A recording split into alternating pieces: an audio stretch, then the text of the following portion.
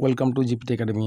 প্রিয় শিক্ষার্থীরা, তোমাদের অষ্টম শ্রেণীর গণিতের যে রায়মার্টিন প্রশ্ন বিচিত্রাটা তৃতীয় পর্যায়ক্রমিক ক্রমিক মূল্যায়নের যে প্রশ্নগুলো আমি শুরু করছি তোমাদের গণিতের।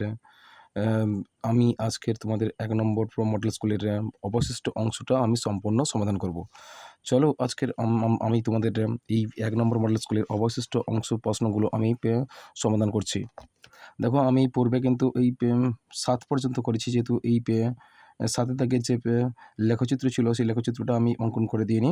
আমি পরে কোনো এক ভিডিওতে আমি এই লেখচিত্র আলোচনা করব বলেছিলাম। তো চলো, তার পরের প্রশ্ন হচ্ছে 8 দাগ থেকে আমরা শুরু করব। 8 দাগে দেখো, প্রথম প্রশ্ন হচ্ছে গোপালপুর গ্রামের আশ্রয় শিবিরের আশ্রয় প্রার্থীদের জন্য 20 দিনের খাবার মজুদ ছিল। 7 দিন পরে আরও 100 জন আশ্রয় প্রার্থী সেই শিবিরে আশ্রয় নিলে 11 দিনের মাথায় সব খাবার শেষ হয়ে যায়। প্রথমে কতজন আশ্রয় প্রার্থী ছিল? চলো আমরা এই প্রশ্নটা সমাধান করি। প্রথমে লিখবে, ধরি আশ্রয় শিবিরে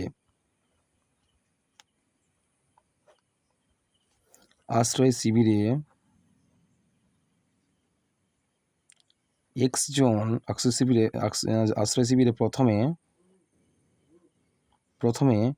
x জন আশ্রয়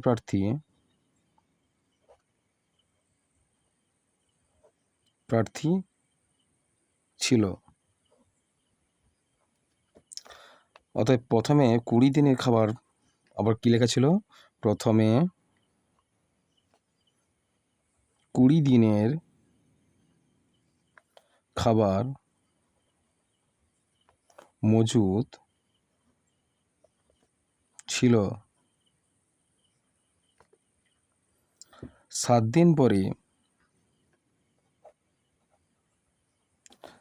দিন পরে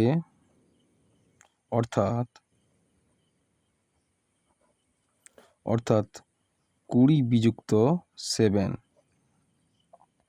ইকুয়ালস টু 13 দিন পরে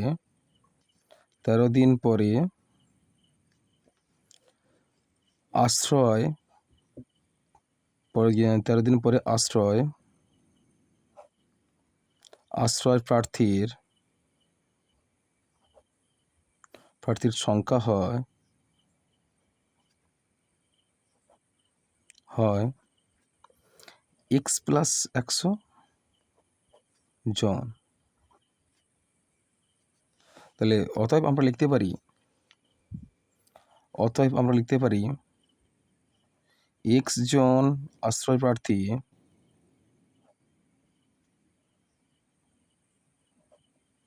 প্রার্থীর খাবার আছে 13 দিনের। কত দিনের? 13 দিনের। তাহলে এবার আমরা লিখতে পারি একজন আশ্রয় প্রার্থীর খাবার আছে, কি সম্পর্ক হবে? ব্যস্ত সম্পর্ক। ব্যস্ত হলে এই দুটো কি হবে? গুণ হবে। x গুণিতক 13 দিনে। আবার x প্লাস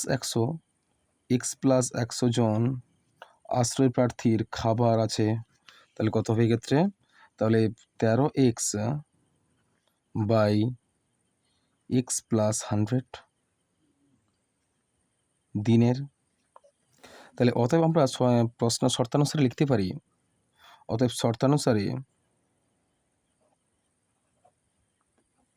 শর্তানুসারে তাহলে 13x by x plus 100 equals to কত হবে? 11।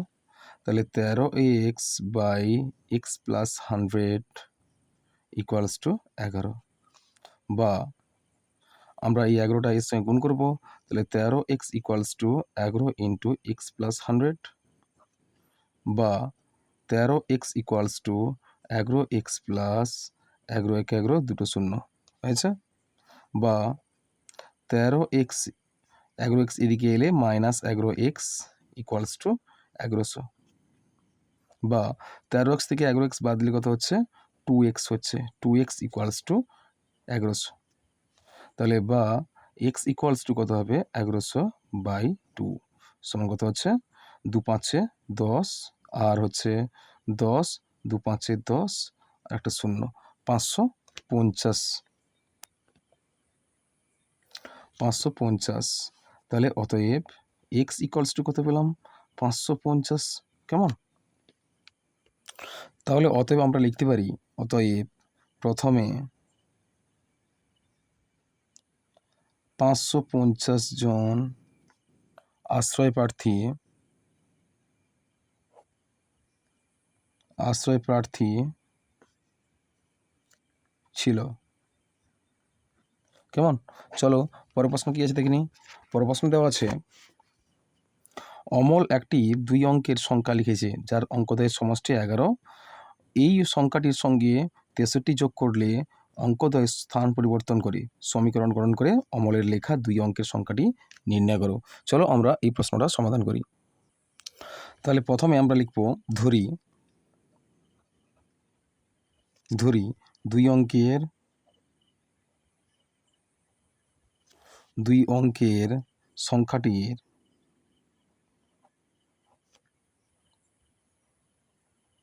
একক স্থানীয় অঙ্ক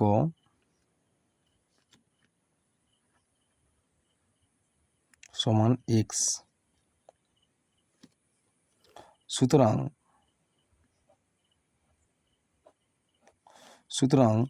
তাহলে দশক স্থানীয় অঙ্ক কত হবে? দশক স্থানীয়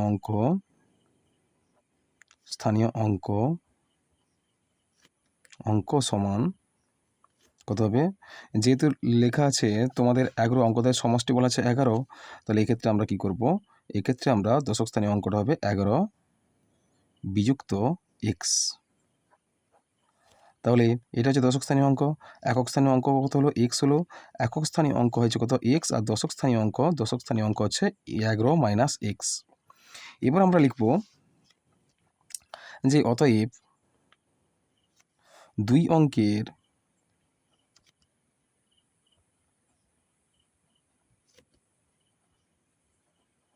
সংখ্যাটি হচ্ছে, তাহলে 2 অঙ্কের সংখ্যাটি লেখার নিয়ম হচ্ছে 10 গুণিতক দশক স্থানীয় অঙ্ক যুক্ত একক স্থানীয় অঙ্ক। তাহলে এক্ষেত্রে হবে কি, যে সমান, তাহলে 10 গুণিতক, তাহলে দশক স্থানীয় অঙ্ক 11 বিযুক্ত এক্স, তাহলে 11 বিযুক্ত এক্স যুক্ত কত হবে? প্রথম স্থানীয় অঙ্ক একক স্থানীয় অঙ্ক অর্থাৎ এক্স। তাহলে এক্ষেত্রে কী হবে? 11 10-এ গুণ করবো। 11 10-এ কত হচ্ছে? 11 10-এ 110 হচ্ছে। 110 বিযুক্ত 10x প্লাস এক্স সমান হচ্ছে ইকুয়ালস টু মাইনাস 10x থেকে এক্স বাদ দিলে কত হচ্ছে? 9x। তাহলে 110 বিযুক্ত 9x হয়েছে 110 বিযুক্ত 9x। তাহলে এটা তোমরা 2 অঙ্কের সংখ্যাটি, এটা হচ্ছে 2 অঙ্কের সংখ্যা পেলে। এরপর দেখো, এরপর আবার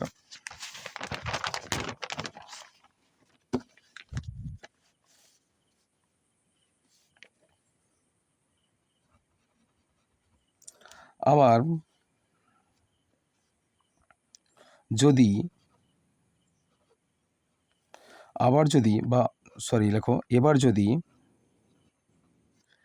এবার যদি এই 2 অঙ্কের সংখ্যার অঙ্কগুলির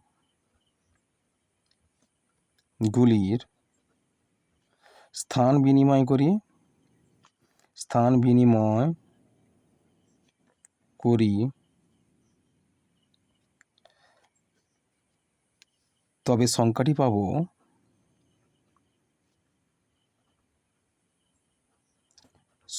পাবো তাহলে সংখ্যাটি ছিল 110 যুক্ত 9x ছিল, অর্থাৎ 110 যুক্ত 9x ছিল। এর যদি স্থান বিনিময় করি এক্ষেত্রে সংখ্যাটি হবে কি বলতো? তাহলে এক্ষেত্রে প্রথম সংখ্যার স্থানে দ্বিতীয় সংখ্যার স্থানে প্রথম সংখ্যা হবে, অর্থাৎ একটি স্থানীয় অঙ্কের দশকের এবং দশক স্থানীয় অঙ্কের এককে বসাতে হবে, বুঝছে? তাহলে দশক স্থানীয় এককের ঘরে দশক স্থানীয় অঙ্ক হবে, আর দশকের ঘরে হবে একক স্থানীয় অঙ্ক, বুঝছে? তাহলে সংখ্যাটি কত হবে? সংখ্যাটি হবে দেখো প্রথমে তাহলে 10 গুণিতক আমরা একক স্থানীয় অঙ্ক x ছিল, x যুক্ত আর দশক স্থানীয় 10 এর ঘরে কত ছিল 11 মাইনাস x ছিল, 11 মাইনাস x ছিল। অর্থাৎ এটা দশক স্থানীয় অঙ্ক ছিল, এটা একক স্থানীয় অঙ্ক হয়েছে। তাহলে এবার আমরা স্থান পরিবর্তন করে নিয়েছি। তাহলে কত হচ্ছে 10-এর সঙ্গে x গুণ করবো, কত হচ্ছে 10x হচ্ছে যুক্ত এবার 11 মাইনাস এক্স আমরা ব্র্যাকেট তুললে কত হবে 11 মাইনাস এক্স হবে। তাহলে ইকুয়ালস টু কত হবে ইকুয়ালস টু তাহলে আমরা 10x থেকে এক্স বাদ দিলে কত হচ্ছে 9x প্লাস 11, 9x প্লাস 11 হয়েছে। তাহলে আগে কত ছিল, আগে ছিল প্রথমে ছিল 110 এক্স, 110 যুক্ত কত ছিল 9x ছিল, 110 যুক্ত 9x ছিল, সরি বিযুক্ত 110 বিযুক্ত 9x ছিল। এটা প্রথমে ছিল স্থান পরিবর্তন করার আগে, আর স্থান পরিবর্তন করার পরে কত হয়েছে 9x প্লাস 11, তাই না? এবার এবার তোমরা লিখবে, এবার লিখবে যে অমলের, দেখো অমল দুই অঙ্কের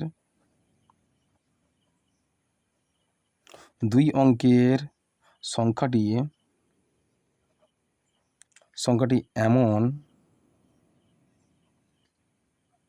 এমন নিয়েছে যে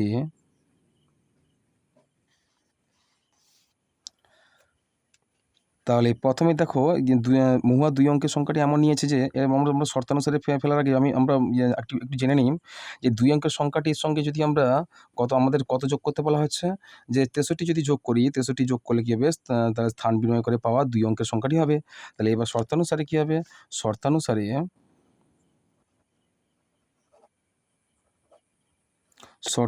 কী হবে কী লিখবো আমরা, দুই অঙ্কের সংখ্যাটি ছিল কত, দুই অঙ্কের সংখ্যাটি ছিল আমাদের 110 বিযুক্ত 9x ছিল, 110 বিযুক্ত 9x ছিল। আর এর সঙ্গে আমরা কি করব 63 যোগ করব, তাহলে কত হচ্ছে, তাহলে 110 বিযুক্ত 9x এবার যুক্ত 63 যোগ করতে বলা হচ্ছে, 63 যোগ করলে কত হবে, 63 যোগ করলে ইকুয়ালস টু হবে কত হবে, তাহলে স্থান বিনিময় করে পাওয়া সংখ্যাটি বসাতে হবে। স্থান বিনিময় করার সংখ্যাটি হচ্ছে 9x প্লাস 11, 9x প্লাস হচ্ছে প্লাস 11, কেমন? তাহলে এক্ষেত্রে আমরা পেলাম, তাহলে এক্ষেত্রে পেলাম আমরা সমীকরণটা করে ফেললাম। তাহলে বা তাহলে আমরা আমাদের সংখ্যাগুলো আমরা এক্স চল বিশিষ্ট রাশিগুলো একদিকে নেব আর ধ্রুব পদগুলো আমরা একদিকে লিখবো। তাহলে -9x আর প্লাস 9x ছিল, -9x ইকুয়ালস টু কত হচ্ছে 11 ছিল, আর প্লাস 63 যদি এদিকে আসে -63, আর প্লাস 110 যদি এদিকে আসে -110, কেমন?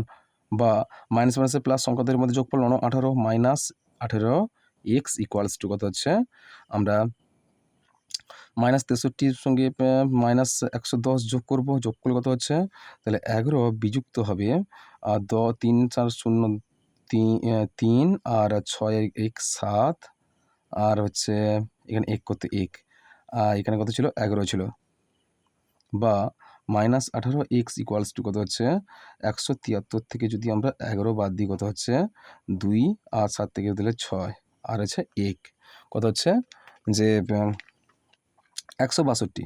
তাহলে মাইনাস কত হবে -162, তাহলে মাইনাস মাইনাস তুলে দাও, কত হচ্ছে বা এক্স ইকুয়ালস টু কত হবে 162/18। তাহলে আমরা ভগ্নাংশের সাহায্যে আমরা কি করব, যে এদিকে আর আচ্ছা 9 দুগুণে 8, আচ্ছা 9 72, 18 9 162, 18 9 কত হচ্ছে 162, অতএব x ইকুয়ালস টু কত হচ্ছে 9, x ইকুয়ালস টু 9। তাহলে x এর মান পেয়ে গেলাম আমরা, x এর মান কত পেলাম, x এর মান 9 পেলাম। তাহলে এবার আমরা লিখব যে অতএব দুই অঙ্কের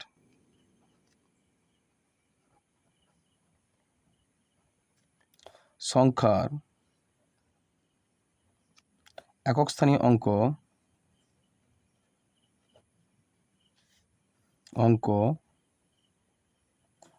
সমান 9 এবং দশক স্থানীয় অঙ্ক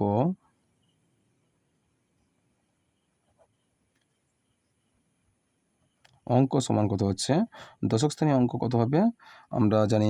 তাহলে কত ছিল দশক স্থানীয় অঙ্ক কত ছিল, দশক স্থানীয় অঙ্ক ছিল তোমাদের 10x ছিল না কী ছিল, তাহলে দশক স্থানীয় অঙ্কটি কত ছিল, তাহলে এখানে 11 মাইনাস এক্স ছিল, তাহলে 11 মাইনাস কি 9, 11 মাইনাস এক্স মানে কি 11 মাইনাস 9 সমান কত হচ্ছে, 11 থেকে 9 বাদ দিলে কত হচ্ছে 2 হচ্ছে, তাহলে দশক স্থানীয় অঙ্ক কত হচ্ছে 2 হচ্ছে, বুঝেছো। তাহলে অতএব সংখ্যাটি কী হবে, তাহলে অতএব নির্ণয় 2 অঙ্কের সংখ্যা হবে, অতএব নির্ণয় নির্ণয় নির্ণয় 2 অঙ্কের সংখ্যা হবে, তাহলে সংখ্যাটি কত ছিল, সংখ্যাটি লিখেছিলাম আমরা কত ছিল 11x ছিল আমাদের সংখ্যাটি কত ছিল, তাহলে একক স্থানীয় অঙ্ক কত ছিল, একক স্থানীয় অঙ্ক হচ্ছে তোমাদের 9 আর দশক স্থানীয় অঙ্ক হচ্ছে 2, অর্থাৎ সমান দিয়ে লিখবো, তাহলে 2 গুণিতক 10 যুক্ত 9 10 10 দুগুণে 20 আর প্লাস 9 কত হচ্ছে সমান 29, 29 হচ্ছে নির্ণয় 2 অঙ্কের সংখ্যা হবে 29। চলো পরের প্রশ্ন দেখি কি আছে। পরের প্রশ্ন বলা হচ্ছে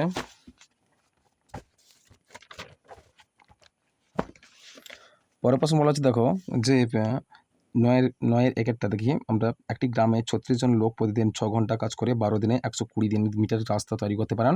আরও 6 জন লোক কাজটির সঙ্গে যুক্ত হলো এবং দৈনিক কাজের পরিমাণ আরও 2 ঘন্টা করে বাড়ানো হলো। এখন 9 দিনে কত দৈর্ঘ্যের রাস্তা তৈরি করা যাবে, তারপর তৈরি পদ্ধতি নির্ণয় করি। তাহলে বলা হচ্ছে কি, তাহলে তৈরি পদ্ধতি নির্ণয় করতে হলে আমাদের কার মান জানতে চাই, 9 দিনে কত দৈর্ঘ্যের রাস্তার দৈর্ঘ্যটা জানতে চেয়েছি আমাদের কাছে, রাস্তার দৈর্ঘ্যটা জানতে হবে, বের করতে হবে, রাস্তার দৈর্ঘ্য বের করতে হলে সেটা শেষের দিকে লিখতে হবে আমাদের।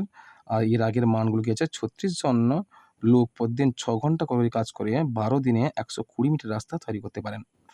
আরও 6 জন লোক কাজটির সঙ্গে যুক্ত হলো, তাহলে কতজন লোক ছিল আগে, লোক ছিল 36 জন ছিল, আরও 6 জন হলে কত হবে 42 জন হবে। তাহলে 42 জন লোক, তাহলে দৈনিক কাজের পরিমাণ যদি আরও 2 ঘন্টা বাড়ায়, তাহলে প্রতিদিন কত ঘন্টা করে 6 ঘন্টা করেছিল, তাহলে আরও 2 ঘন্টা যদি বাড়ানো হয় তাহলে 8 ঘন্টা হবে। তাহলে 8 ঘন্টা করে আর কাজ করে তাহলে দৈনিক 9 দিনের মধ্যে 9 দিনে কত মিটার রাস্তা তৈরি করতে পারবে। তাহলে এটা অতিরিক্ত সহজ প্রশ্ন, চলো আমরা এটা তৈরি পদ্ধতিতে নির্ণয় করি। তাহলে এক্ষেত্রে আমরা প্রথমে লিখতে পারি গণিতের ভাষায় সমস্যাটি হলো, গণিতের ভাষায় সমস্যাটি হলো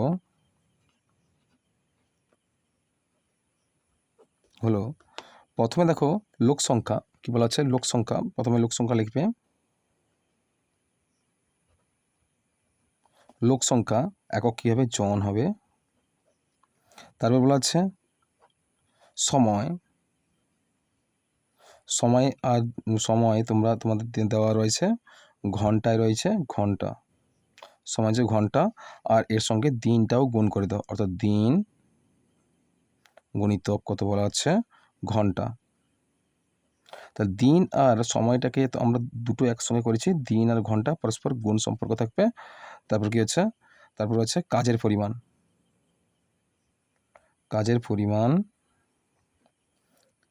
একক আছে মিটার। তাহলে এই ক্ষেত্রে আমরা লিখব, প্রথমে দেওয়া রয়েছে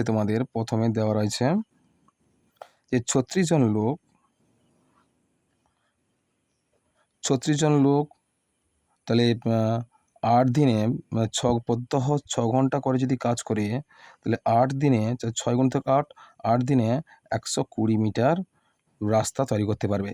তারপরে আরও 6 জন লোক যুক্ত হলো, অর্থাৎ 36 যুক্ত 6 সমান 42, 42 জন লোক আরও সময় বাড়ানো হলো, অর্থাৎ সময় প্রত্যহ আরও 2 ঘন্টা করে বাড়ানো হলো।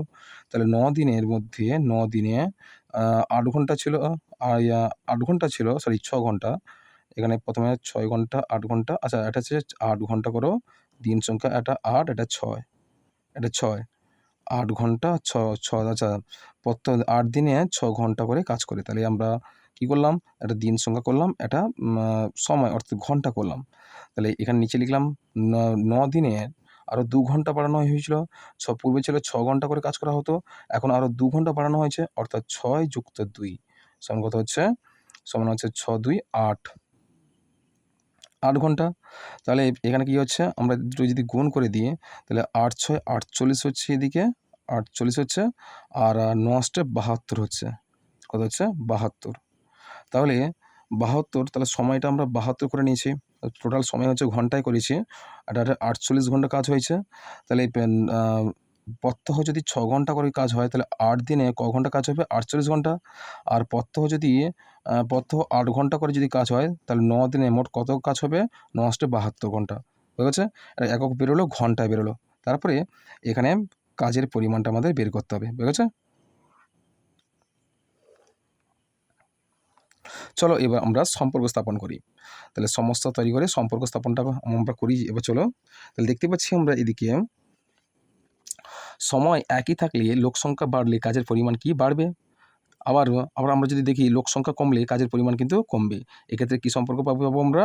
লোক সংখ্যা ও কাজের পরিমাণের সঙ্গে কি সম্পর্ক? সরল সম্পর্ক। তাহলে লোক সংখ্যার সঙ্গে লিখবে, অতএব লোক সংখ্যার সঙ্গে কাজের পরিমাণের সম্পর্ক কি হচ্ছে?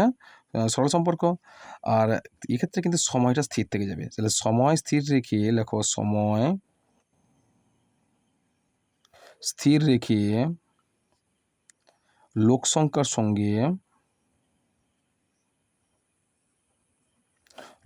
সঙ্গে কাজের পরিমাণের সম্পর্ক কি হবে? সরল। লোক সংখ্যা বাড়ালে কাজের পরিমাণ বাড়বে, সময় যদি স্থির আছে। কেমন? লোক সংখ্যা বাড়লে বা কাজের পরিমাণ বাড়লে, সময় যদি স্থির রাখি, কাজের পরিমাণ বাড়লে লোক সংখ্যা কিন্তু অবভিয়াসলি বাড়বে। তো সরল সম্পর্ক। তাহলে তারপরে আমরা কি করব? তারপরে আরেকটা আছে, যদি সময় স্থির রেখেছিলাম প্রথমে, আবার এবারে লোক সংখ্যা স্থির রাখবে। তাহলে আবার লোক সংখ্যা স্থির রেখে সময়ের সঙ্গে কাজের পরিমাণের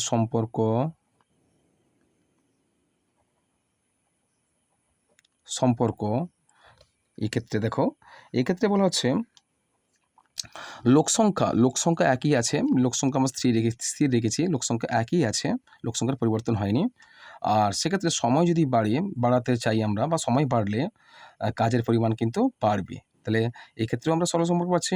আবার সময় কমলে কাজের পরিমাণও কমবে। এক্ষেত্রে দেখো দুটো কিন্তু, তাহলে বাড়লে বাড়ছে আর কমলে কমছে, কিন্তু এক্ষেত্রে সম্পর্ক কি হচ্ছে? সরল সম্পর্ক হচ্ছে। কি সম্পর্ক? সরল সম্পর্ক। সম্পর্ক হচ্ছে সরল। বুঝে গেছে? তাহলে চলো এবার আমরা নির্ণেয় কাজের পরিমাণটা বের করে নিই। অতএব নির্ণেয় কাজের পরিমাণ সমান, তাহলে প্রথমে কত ছিল? যেহেতু প্রথমটা সরল সম্পর্ক ছিল, তাই এর মানটা উল্টে যাবে। সরল সম্পর্ক হলে সবসময় মনে রাখবে নিচের মানটা উপরে যাবে, উপরের মানটা নিচে আসবে। তাহলে কি হবে? এক্ষেত্রে তোমাদের 42/36 হবে গণিতক। তাহলে হচ্ছে 48/72 সময় ছিল 48 ঘন্টা, 72 ঘন্টা ছিল। এক্ষেত্রে সরল সম্পর্ক পেয়েছে, 72টা উপরে যাবে আর সময়টা আর তারপরে 48টা নিচে আসবে।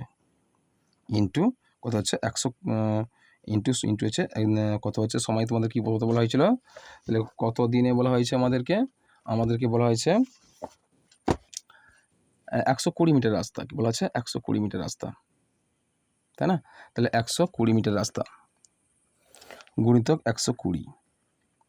দেখো এক্ষেত্রে একটু ছেড়ে গেছি আমি। দেখো এখানে বলা হচ্ছে প্রত্যহ 8 ঘন্টা করে, যদি এখানে 6 ঘন্টা ছিল, প্রত্যহ 6 ঘন্টা করে কাজ করলে এখানে 12 ঘন্টা হবে। প্রত্যহ 6 ঘন্টা করে কাজ করে 12 ঘন্টা, 12 দিনে 12 দিনে প্রত্যহ 6 ঘন্টা করে কাজ করলে কত হবে? প্রত্যহ 6 ঘন্টা করে কাজ করলে কত হবে? 12 6 কত হবে? 72। কত হবে এক্ষেত্রে? 12 6 72 হবে, 72 ঘন্টা। ঠিক আছে? 1272 হলে এখানেও পরিবর্তন হয়ে যাবে, এখানেও 72 হয়ে যাবে, এখানে হবে 72। এখানেও 72 হয়ে যাবে। তাহলে যেহেতু এখানে দেখতে পাচ্ছি উপরেও 72 ঘন্টা হচ্ছে আর নিচেও 72 ঘন্টা, তাহলে 36 জন লোক 72 ঘন্টা কাজ করে 120 মিটার রাস্তা, আর 42 জন লোক ওই 72 ঘন্টা কাজ করবে কতদিনে, কত মিটার পথ তৈরি করতে পারবে। তাহলে এক্ষেত্রে আমরা হয়ে গেছে আমাদের, তাহলে 72 কেটে দেবে, তাহলে 36 আর 42 6 দ্বারা বিভাজ্য হবে, 6 6 36, 6 7 42, আর 6 2 12, 6 0 0, তাহলে কত হচ্ছে সমান 7 × 20, কত হচ্ছে 20 7 2 14, 140। তাহলে 140 হচ্ছে, 140 কি অত 140 মিটার হলো, মিটার 40 মিটার। তাহলে তোমরা অ্যান্সারটা লিখবে কি, তাহলে তোমরা অ্যান্সারটা লিখবে যে অতএব 9 দিনে 140 মিটার দৈর্ঘ্যের রাস্তা তৈরি করা যাবে। বুঝেছে?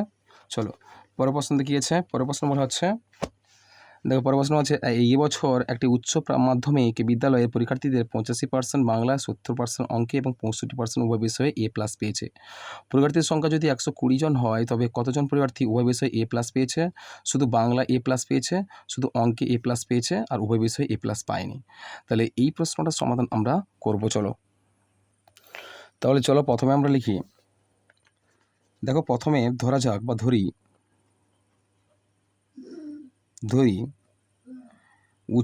উচ্চ মাধ্যমিক বিদ্যালয়ে একটি উচ্চ মাধ্যমিক বিদ্যালয়ে মোট পরীক্ষার্থীর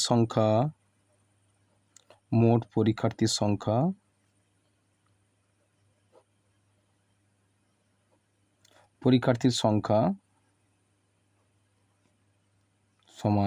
100 জন। আমরা ধরেছি 100, কিন্তু এই 100 জন আমরা ধরেছি। তাহলে টোটাল যদি আমরা 100% ধরি বা 100 জন ধরি, সেক্ষেত্রে হবে বাংলা A+ পেয়েছে কজন, হচ্ছে 5 জন। তাহলে বাংলায় কত হয়েছে, বাংলায় A+ পেয়েছে কতজন, A+ পেয়েছে 5 জন। অঙ্কে A+ পেয়েছে কতজন, পেয়েছে 70 জন। আর উভয় বিষয়ে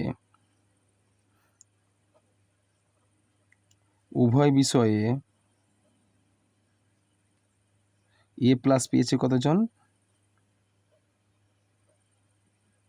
পেয়েছে 65 জন। তাহলে এবার আমরা তাহলে অতএব শুধু বাংলায় A+ পেয়েছে কতজন হবে, শুধু বাংলায় A+ পেয়েছে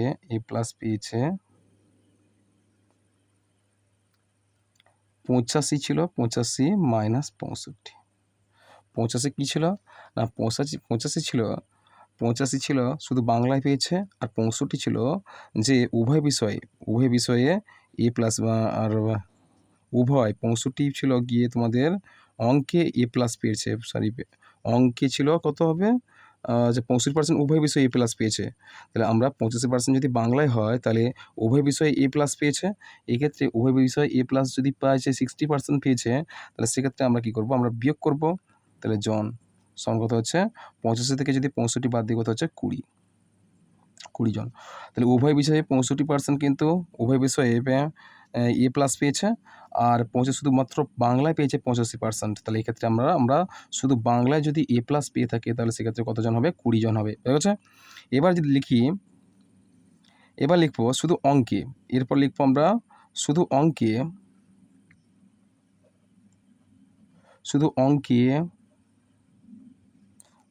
A+ পেয়েছে কতজন। তাহলে অঙ্কে A+ পেয়েছিল কত হবে, 70%। অঙ্কে ছিল 70 বিযুক্ত 65, উভয় বিষয়ে 65, উভয় বিষয়ে 65% পেয়েছে। তাহলে আমরা 65 বাদ দিলে কত পাবো, 70 থেকে 65 বাদ দিলে কত হচ্ছে 5 জন। 5 জন। তাহলে অঙ্কে কত যে পেয়েছে, অঙ্কে শুধুমাত্র এ প্লাস পেয়েছে কত হবে 5 জন, অঙ্কে শুধু 5 জন পেয়েছে। এবার লিখবো, এবার 1 নম্বর প্রশ্ন ছিল কি আমাদের, আমাদের 1 নম্বর প্রশ্ন ছিল যে ও উভয় বিষয়ে এ প্লাস পেয়েছে। তাহলে উভয় বিষয়ে এ প্লাস পেয়েছে বের করতে হলে আমরা প্রথমে কি করব, যে 100 জন লিখবো, 100 জন পরীক্ষার্থীর মধ্যে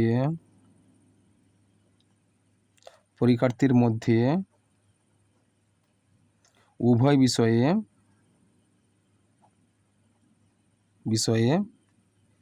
এ প্লাস পেয়েছে, উভয় বিষয়ে 65 জন এ প্লাস পেয়েছে, 65 জন এ প্লাস পেয়েছে, ঠিক আছে।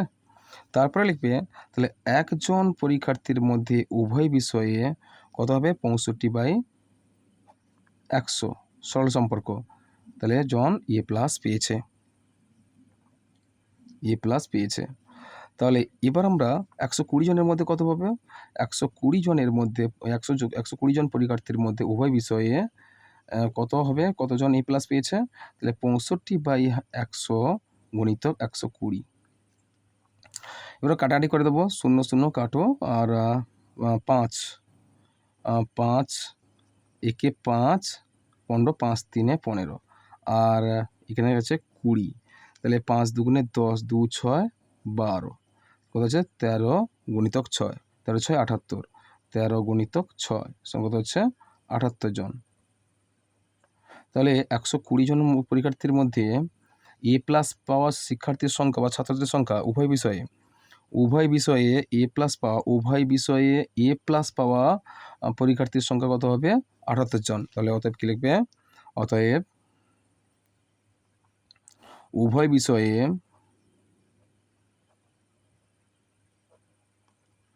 এ প্লাস পেয়েছে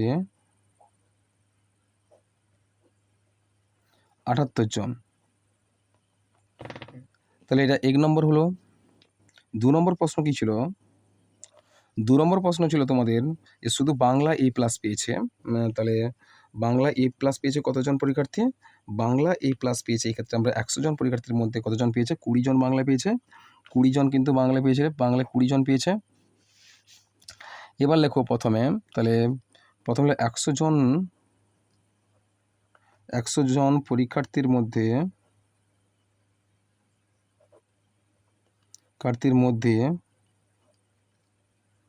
শুধু বাংলায় এ প্লাস পেয়েছে কতজন, 20 জন। তাহলে একজন পরীক্ষার্থীর মধ্যে শুধু বাংলায় কত এ প্লাস পেয়েছে কতজন, সমান 20/100, 100 জন।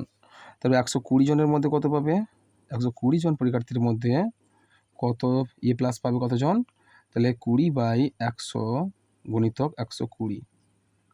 তাহলে নিচের দুটো শূন্য উপরের দুটো শূন্য কেটে দিই, কত হচ্ছে 12 2 24, কতজন 24 জন, 12 গুণিতক 2 কত হচ্ছে 24 জন। তাহলে অতএব কি লিখবো আমরা, অতএব শুধু বাংলায় এ প্লাস পেয়েছে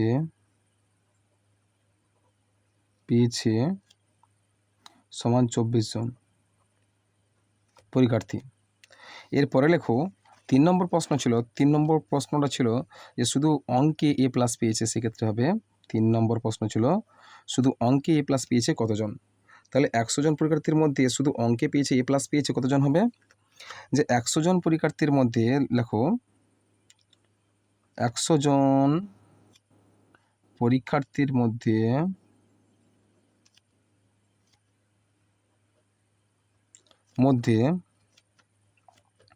শুধু অঙ্কে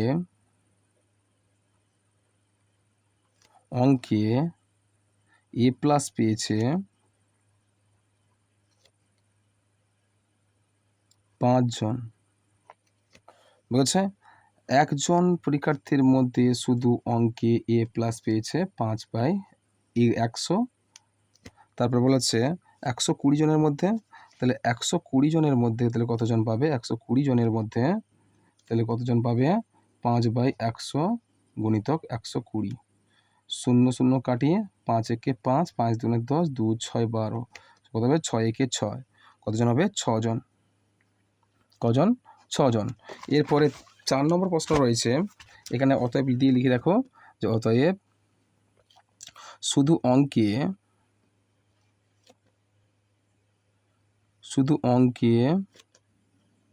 A+ পেয়েছে 6 জন পরীক্ষার্থী। তারপরে লেখো 4 নম্বর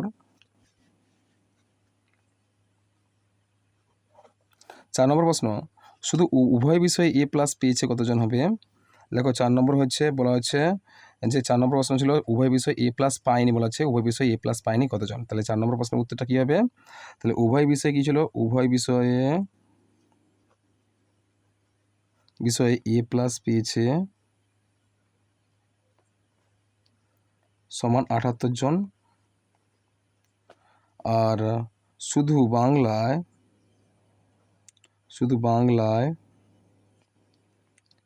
A+ পেয়েছে সমান কতজন হবে? 24 জন। তারপর শুধু অঙ্কে A+ পেয়েছে কতজন? 6 জন। তাহলে এবার আমরা এই তিনটিকে আমরা যোগ করব। তাহলে মোট A+ পাওয়া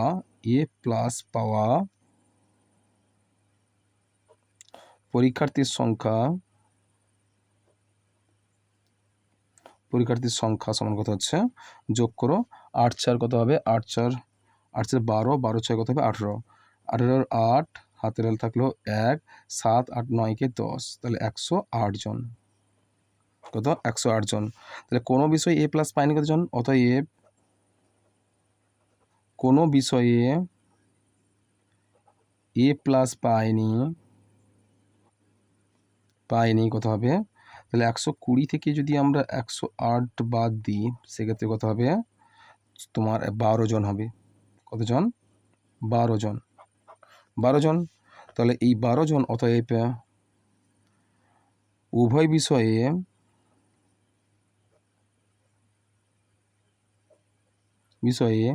A+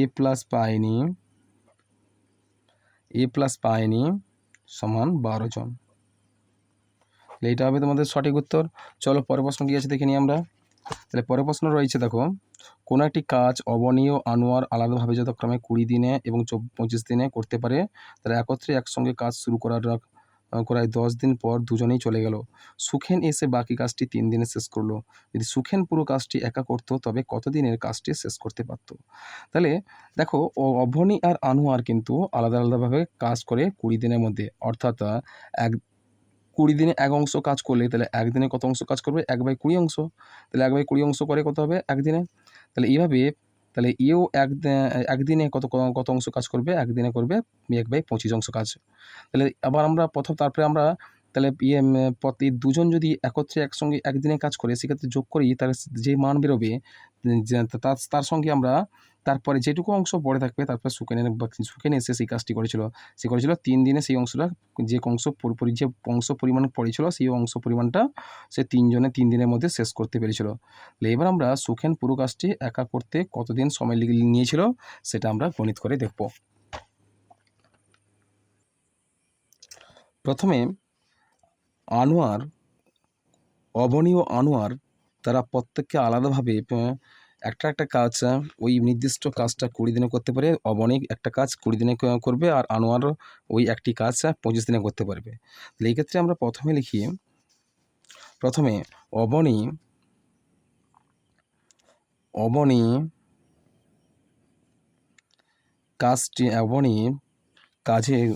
বলা হচ্ছে অবনী একটি কাজ করে কতদিনে? সমান 20 দিনে। তাহলে অতএব আমরা লিখতে পারি, তাহলে অবনী এক অংশ করে সরি 20 দিনে করে অবনে লেখো অবনে 20 দিনে করে সমান 1 অংশ কাজ। তাহলে 1 দিনে করবে কত হবে? 1 দিনে করে 1/20 অংশ কাজ। 20 অংশ কাজ। তাহলে অবনী 1 দিনে করে কত অংশ? 1/20 অংশ কাজ করে। 1/20 অংশ কাজ। আবার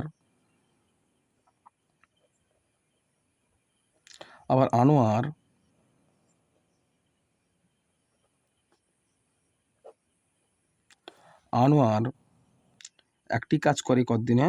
একটি কাজ করে কতদিনে? 25 দিনে। 25 দিনে। তাহলে আনোয়ার 20 দিনে করে তাহলে সম্পূর্ণ অংশ বা 1 অংশ? 1 অংশ কাজ। তাহলে আনোয়ার 1 দিনে করবে কত অংশ কাজ? 1 দিনে করবে 1/20 অংশ কাজ। তাহলে আনোয়ার 1 দিনে করবে 1/20 অংশ কাজ, আর অবনী 1 দিনে করবে 1/20 অংশ কাজ। তাহলে এবার আমরা এখন কি করব? যে উভয়ে কি লিখবে? উভয়ে কাজটি 1 দিনে করে কত অংশ করে সমান কি? এই দুটোকে যোগ করে দেবো। 1/20 যুক্ত 1/25। 1/25 অংশ কাজ সমান কত হচ্ছে? যোগ করে দাও। আমরা ভগ্নাংশে যোগ করব। ভগ্নাংশে যোগ করলে কত হবে? তাহলে 25 আর 20 আমরা লসাগু করি। 25 আর যদি 20 লসাগু করি সেক্ষেত্রে হবে 5 5 আর 25, 5 4 20, 5 5 25, 25 4 100। 100 হচ্ছে। আর এখানে 20 এক আছে। আচ্ছা 20 5 105 যুক্ত 25 4 104 সমান কত হচ্ছে? 5 4 9, 9/100। 100 অংশ কাজ। 9/100 অংশ কাজ করছে। তাহলে তারা 1 দিনে করে এত অংশ কাজ। তাহলে কতদিন পর্যন্ত করেছিল? না 10 দিন পর্যন্ত তারা একত্রে কাজ করেছিল। তারপরে হবে তাহলে এরা 1 দিনে করে 9/10 অংশ কাজ। তাহলে 10 দিন পর্যন্ত তারা একসঙ্গে কাজ করেছিল। 10 দিন পর তারা চলে গেছিল। তাহলে এবার আমরা লিখব অতএব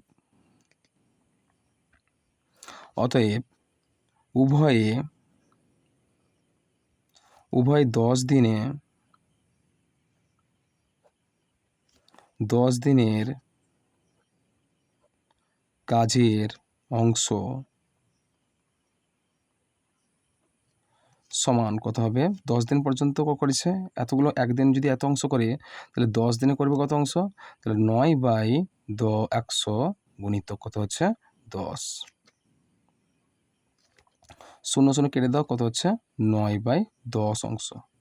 তাহলে 9/10 অংশ কাজ করেছিল। উভয়ে 10 দিনে কাজের অংশ হচ্ছে 9/10। তাহলে বাকি কত? তারা এই 10 দিন পর্যন্ত 9/10 অংশ কাজ করেছে। সম্পূর্ণ অংশ যদি আমরা 1 অংশ ধরি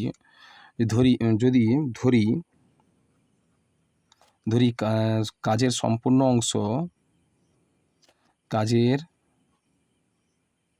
সম্পূর্ণ অংশ সমান 1। তাহলে এবার বাকি অংশ কত হবে? বা বাকি কাজের পরিমাণ সমান 1 বিযুক্ত 9/10 সমান 10 বিয়োগ 9/10 ইকুয়ালস টু 1/10 অংশ। তাহলে এই 1/10 অংশ কাজটা বাকি আছে। এই 1/10 অংশ কাজটা কাকে করতে হবে? সুখেনকে করতে হবে। দেখো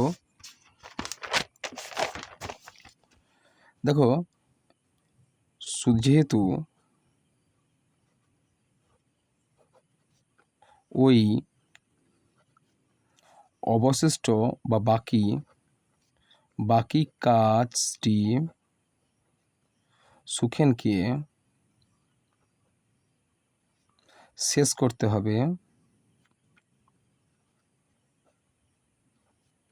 হবে ওই বাকি কাজটি কত ছিল, 1/10 ছিল। তাহলে অতএব আমরা কি লিখবো, অতএব সুখেন 3 দিনে করে কত অংশ কাজ করবে, 3 দিনে করবে। সুখেন 3 দিনের মধ্যে বলা আছে 3 দিনেই কাজটি শেষ করেছিল। সুখেন কিন্তু ওই 3 দিনে শেষ করলো, বাকি কাজটা ওই 1/10 কাজ করে শেষ করে 3 দিনে। তাহলে লেখো সুখেন, অতএব সুখেন 3 দিনে করে 1/10।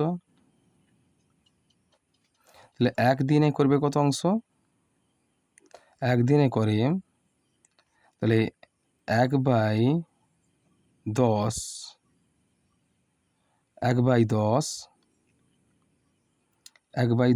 গুণিতক 3 সমান কত হবে, 1/30 অংশ।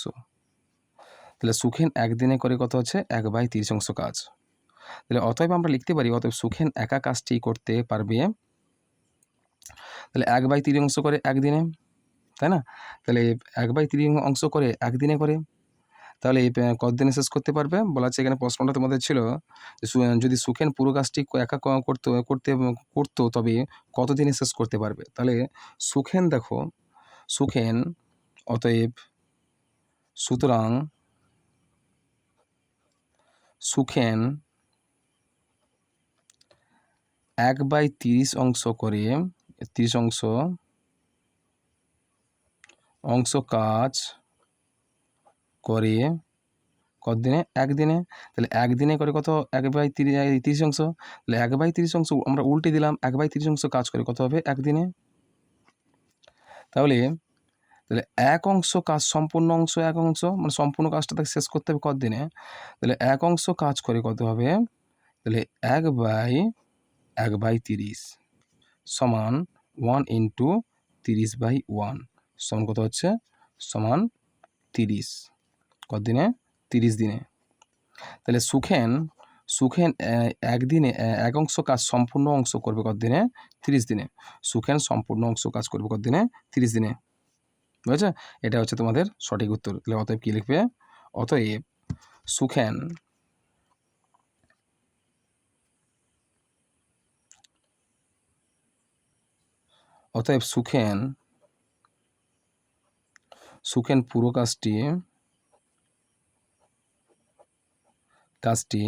পুরো কাজটি একা 30 দিনে করতে পারত। বুঝেছে? চলো পরের প্রশ্ন কি রয়েছে দেখি আমরা। দেখো পরের প্রশ্ন আশা করি দেওয়া রয়েছে, জ্যামিতি রয়েছে তোমাদের, যে দেখো প্রমাণ করো একটি ত্রিভুজের 3টি কোণের পরিমাপের সমষ্টি 2 সমকোণ বা 180 ডিগ্রি। তোমরা যারা দ্বিতীয় পর্যায়ক্রম মূল্যায়নে তোমরা যারা পরীক্ষা দিয়েছিলে সেখানেও আমি এই প্রশ্নগুলো পেয়েছি, সেই এই উপপাদ্যগুলো আবার ফিরে এসছে তোমাদের তৃতীয় পর্যায়ের মূল্যায়নে। এগুলো তোমরা তোমাদের ক্ষেত্রে অনেকটা পজিটিভ পয়েন্ট পাচ্ছ, যেগুলো আর আবার বেশি করে প্র্যাকটিস করতে হবে না, এগুলো তোমরা অবশ্যই পারবে। এটা তো এই প্রশ্নটা রয়েছে তোমাদের পেজ নাম্বার রয়েছে 147 ডিগ্রি, 147 পেজে 147 পেজে রয়েছে। 2 সমকোণ মানে কত হবে, 180 ডিগ্রি। এক সমকোণ যদি 90 ডিগ্রি হয়, 2 সমকোণ সমান কত হচ্ছে, 180 ডিগ্রি। কি বলা আছে, একটি ত্রিভুজে 3টি কোণের পরিমাপের সমষ্টি 2 সমকোণ। তাহলে আমরা জানলাম কি, যে কোনো ত্রিভুজের 3টি কোণের সমষ্টি কি হয়, 180 ডিগ্রি। এটাকে তোমাদের প্রমাণ করতে হবে। এই প্রমাণটা রয়েছে পেজ নাম্বার 147 নম্বর পেজে। 2 নম্বর প্রশ্ন রয়েছে, প্রমাণ করো ত্রিভুজের যে কোনো দুটি বাহুর দৈর্ঘ্যের সমষ্টি তৃতীয় বাহুর দৈর্ঘ্যের অপেক্ষা বৃহত্তর হবে। অর্থাৎ আমরা কি জানি বলতো, এর উপর আমরা শর্ট প্রশ্ন অনেকবার প্র্যাকটিস করেছি। ধরো এ বাহু অপেক্ষা বি বাহু অপেক্ষা সি বাহু, অর্থাৎ এর মধ্যে কোন বাহুটা বড় হবে। ত্রিভুজের 3টি বাহু, ত্রিভুজে যদি 3টি বাহু ধরি আমরা, 3টি বাহু ধরি, এটা হচ্ছে এ বাহু, এটা হচ্ছে বি বাহু, সি বাহু যদি ধরি, দেখতে পাচ্ছি বলা হচ্ছে এখানে এ বাহুটা বড়।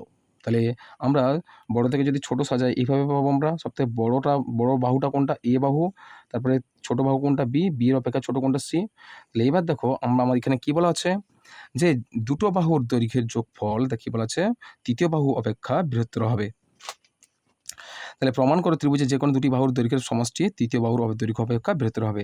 এক্ষেত্রে আমরা কী করবো, সবথেকে ছোটো দুটো বাহুর যোগফল করব। তাহলে ছোটো দুটো বাহুর যোগফল এই বৃহত্তর বাহু অপেক্ষা বেশি হতে হবে। অর্থাৎ এভাবে লিখবো আমরা, তাহলে A less than B plus C, অর্থাৎ বি বাহুর মান আর সি বাহুর মান যোগ করে যোগফল কিন্তু এই বৃহত্তম বাহু অপেক্ষা বেশি হতে হবে। যদি আমরা বৃহত্তম বাহু 9 ধরি, আর বি বাহু যদি 7 ধরি, আর সি বাহু যদি 5 ধরি, এক্ষেত্রে বি বা এ হচ্ছে কত হচ্ছে, এ হচ্ছে 9 সেন্টিমিটার, বি হচ্ছে 7 সেন্টিমিটার, আর প্লাস সি হচ্ছে 5 সেন্টিমিটার। আমরা কি করব এক্ষেত্রে, আমরা 9 লেস দ্যান 7 5 12। দেখো এই দুটি বাহুর যোগফল কিন্তু দেখতে পাচ্ছি 12, আর এই বাহু অপেক্ষা অর্থাৎ তৃতীয় বাহু অপেক্ষা কী হচ্ছে, তৃতীয় বাহু বলা হচ্ছে, এটাকে প্রথম বাহু, দ্বিতীয় বাহু আর তৃতীয় বাহু। তাহলে এই প্রথম দুটো ছোট বলা আছে, এই ছোট দুটো বাহুর যোগফল হচ্ছে, অর্থাৎ বাহুর দিক দিয়ে যদি ধরি, তাহলে এই দুটো বাহু ছোট হচ্ছে। তাহলে এই দুটো বাহুর যোগফল যদি বৃহত্তম বাহু অপেক্ষা বেশি হয়, সেক্ষেত্রে কিন্তু ত্রিভুজ অঙ্কন করা সম্ভব হবে। এটাকে তোমাদের প্রমাণ করতে বলা হচ্ছে।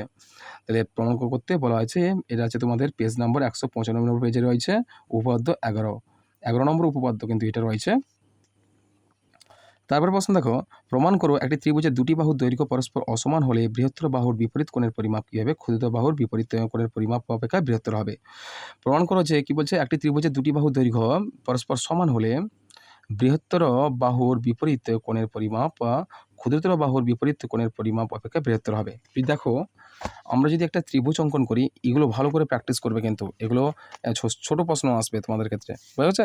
ছোটো ছোটো প্রশ্নগুলো আসবে, আমি বুঝিয়ে দিচ্ছি। দেখো যদি একটা ত্রিভুজ অঙ্কন করি, তার কোণগুলোর মান বলা যায় দুটি সমান বাহু বলা আছে, কি বলা আছে, দুটি একটি ত্রিভুজের দুটি বাহুর দৈর্ঘ্য পরস্পর অসমান বলা আছে, দুটি দৈর্ঘ্য পরস্পর অসমান বলা আছে, সমান নয় অসমান বলা আছে।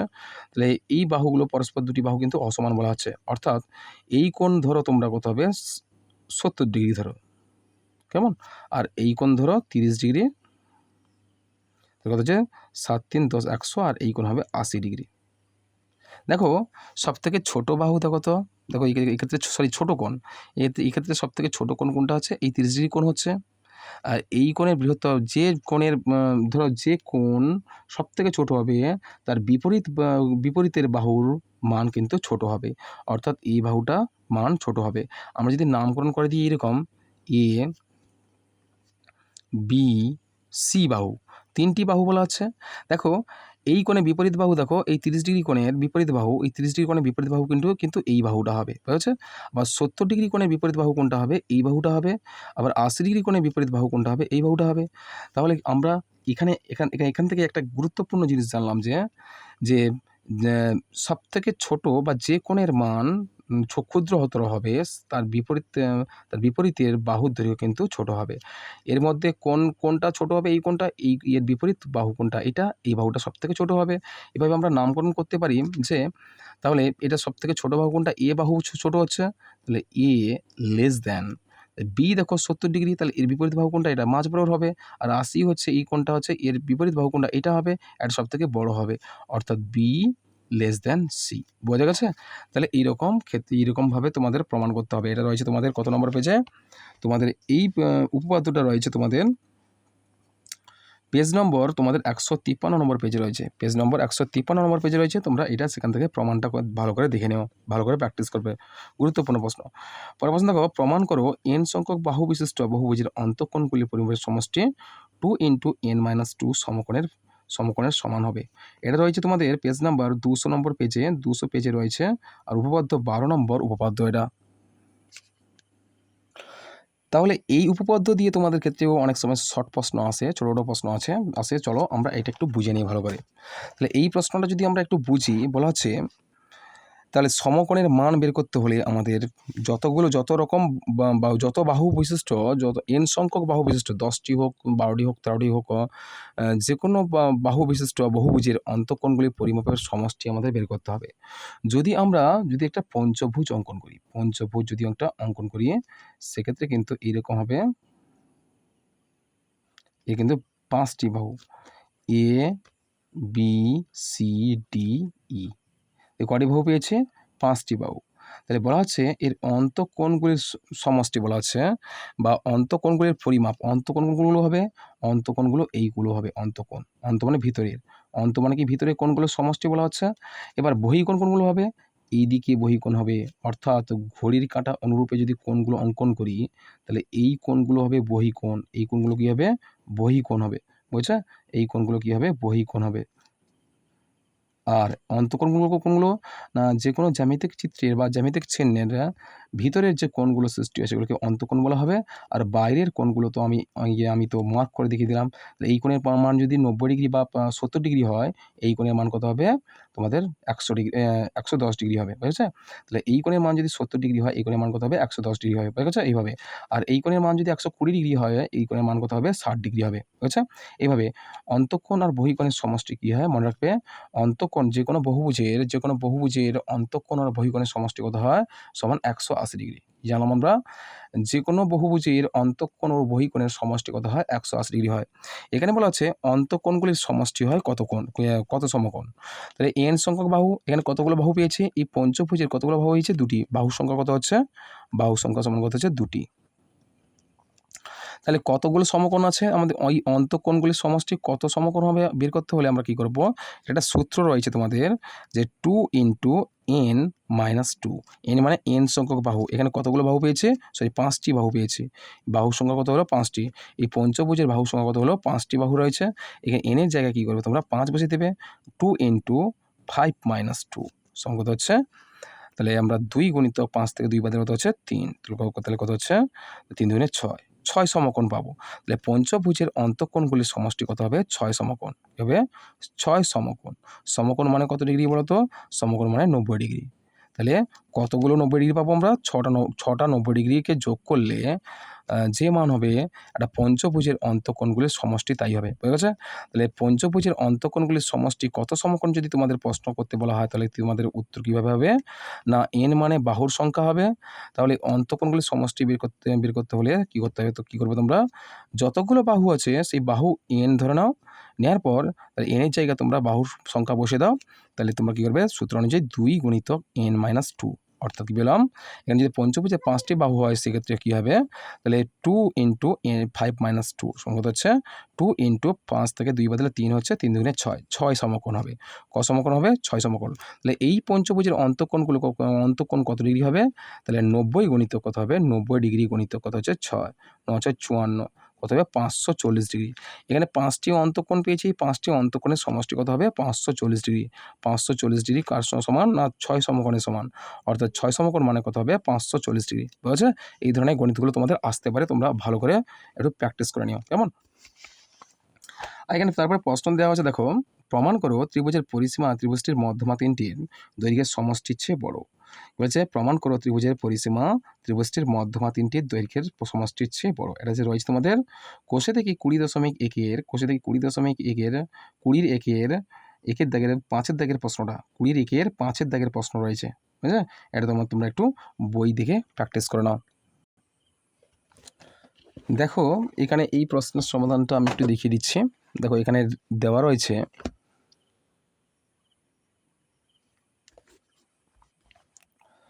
দেখো এই প্রশ্ন 5 দাগের প্রশ্নটা রয়েছে। দেখো এক্ষেত্রে বলা হচ্ছে যে যে আমরা যদি ABC একটি চিত্রটা যদি লক্ষ্য করি, আমরা ABC যদি একটা ত্রিভুজ অঙ্কন করি, তার প্রত্যেকটির দেখো প্রত্যেকটি পরিসীমা, দেখো পরিসীমা বলা আছে AB, BC আর AC, এই তিনটি হচ্ছে পরিসীমা বা তিনটি বাহু। তিনটি বাহু যোগফল কি জানি আমরা, ত্রিভুজের তিনটি বাহু যোগফল কি আছে, পরিসীমা। এই পরিসীমা তিনটি, এই তিনটি যোগফল, এই পরিসীমা হচ্ছে মধ্যমা তিনটি। আর ত্রিভুজের মধ্যমা কি হলো, দেখো AC বাহুর মধ্যবিন্দু E নিলাম, আর B থেকে E যোগ করলাম, অর্থাৎ এটা একটা মধ্যমা পেলাম। আর আরেকটা পেলাম ABর মধ্যবিন্দু F, C বিন্দু যোগ করলাম। আবার BC বাহুর মধ্যবিন্দু D, AD যোগ করলাম। আর ADকে বর্ধিত করলাম G বিন্দু পর্যন্ত, আর Cকে G বিন্দুতে আমরা ছেদ করলাম। অর্থাৎ এখানে কি পেলাম, দেখো এখানে বলা আছে প্রদত্ত ধরা যাক ABC একটি ত্রিভুজ, ত্রিভুজটি AB, BC, AC বাহুর অপর অঙ্কিত মধ্যমাগুলি হলো যথাক্রমে ACF, AD ও BE। আরও ধরা যাক মধ্যমা তিনটি পরস্পরকে O বিন্দুতে ছেদ করেছে। তাহলে দেখতে পাচ্ছি আমরা এই মধ্যমা তিনটি পরস্পরকে O বিন্দুতে ছেদ করেছে। এবার আমরা লিখবো, আমরা দেখবো যে প্রমাণ করতে হবে যে ত্রিভুজের পরিসীমায় ত্রিভুজের মধ্যমা তিনটির দৈর্ঘ্যের সমষ্টির চেয়ে বড়, অর্থাৎ AB plus BC plus CA greater than AD plus BE plus CF. এই অঙ্কন কি দিলাম আমরা, অঙ্কন এডি সরলরেখাংশ শেষ জি বিন্দু পর্যন্ত এমনভাবে বর্ধিত করলাম যাতে এডি ইকুয়ালস টু ডিজি, অর্থাৎ এডি, দেখো এডির দৈর্ঘ্য যা হচ্ছে, এডির দৈর্ঘ্য এখানে যে এডির দৈর্ঘ্য বলা আছে, এডির দৈর্ঘ্য যা হবে ডিজির দৈর্ঘ্য কিন্তু সেই একই হবে, অর্থাৎ এডির দৈর্ঘ্য যতটুকু হবে ডিজির দৈর্ঘ্য কিন্তু ততটুকু হতে হবে। আবার বলা হচ্ছে সি ও জি বিন্দু যুক্ত করা হলো, এখানে যে জি বিন্দু নিয়েছিলাম অর্থাৎ এডি সমান ডিজি যে নিয়েছিলাম, এই জি বিন্দু সিজি যুক্ত করলাম। প্রমাণ করতে হবে হলো প্রমাণ, দেখো এবার প্রমাণ চলে এলাম। ত্রিভুজ এ বি ডি ও ত্রিভুজ সি ডি জি এর এক নম্বরে কি পেলাম আমরা, এডি ইকুয়ালস টু ডিজি অঙ্কন অনুসারে। আর 2 নম্বর হচ্ছে এডি বি কোণ ইকুয়ালস টু সিডি জি কোণ, এগুলো পরস্পর বিপরীত কোণ, আচ্ছা। আর ডি কোণ আর ডি কোণ অর্থাৎ এডিজি, দেখো এডিবি ত্রিভুজ, দেখো লক্ষ্য করো ত্রিভুজ এডিবি, আবার বলা আছে সিডিজি, এই কোণ পরস্পর কী আছে, বিপরীত কোণ। এই দুটো কোণ কি পরস্পর বিপরীত কোণ, কেননা তাহলে এটা যদি আমরা একটা সরল রেখা অঙ্কন করি, এর উপর যদি ভেদক অঙ্কন করি, ভেদকের বিপরীত কোণগুলো পরস্পর কী হয়, সমান হয়, অর্থাৎ সমান হলে এই ক্ষেত্রে কী হবে, বিপরীত কোণ হবে। তাহলে এবার কী পেলাম, বিপরীত কোণ পেলাম। আর 3 নম্বর বলা আছে বিডি ইকুয়ালস টু সিডি, যেহেতু ডি বিসি এর মধ্যবিন্দু, বিসি এর মধ্যবিন্দু যদি ডি হয়, এক্ষেত্রে কী হবে, বিডি ইকুয়ালস টু এই যে বিডি ইকুয়ালস টু ডিসি, এই দুটি বাহু পরস্পর কী হবে, এই দুটি বাহু পরস্পর কী হবে, সমান হবে। তারপর এবার শেষে কি বলে দেখলাম আমরা, অতএব ত্রিভুজ এবিডি সর্বসম সিডিজি, অর্থাৎ সিডিজি, দেখো এবিসি, আচ্ছা কি বলেছে, এবিডি ত্রিভুজ আবার সিডিজি, এই দুটি ত্রিভুজ কিন্তু সর্বসম, সব দিক দিয়ে সমান হচ্ছে। কেমন, আর যদি 5 সেমি হয়, এটা কিন্তু উল্টে দিলে ঘড়ির কাঁটা যদি ঘড়ির কাঁটা অনুসারে যদি আমরা ঘুরিয়ে দিই, এদিকে কিন্তু সাদৃশ্য রয়েছে। তো এই ত্রিভুজটা আর এই ত্রিভুজটা, অর্থাৎ A B D B R C D G, এই দুটি ত্রিভুজ কী হবে, সমান হবে। কোন শর্ত অনুযায়ী হয়েছে, এস অর্থাৎ সাইড অ্যাঙ্গেল সাইড, অর্থাৎ সাইড অ্যাঙ্গেল সাইডের সর্বসমতার শর্তানুসারে এটা আমরা পেলাম। সুতরাং আমরা কি পেলাম, A B equals to CG. এখন আমরা কি করব, ত্রিভুজ এসিজি এর AC plus CG greater than AG, অর্থাৎ সিজি, এসি আর সিজির যোগফল হবে এজি অপেক্ষা বৃহত্তর, অর্থাৎ কি হলো, যেহেতু ত্রিভুজের যে কোনো দুটি বাহুর দৈর্ঘ্যের সমষ্টি হবে তৃতীয় বাহুর দৈর্ঘ্য অপেক্ষা বৃহত্তর, এটা জানি আমরা।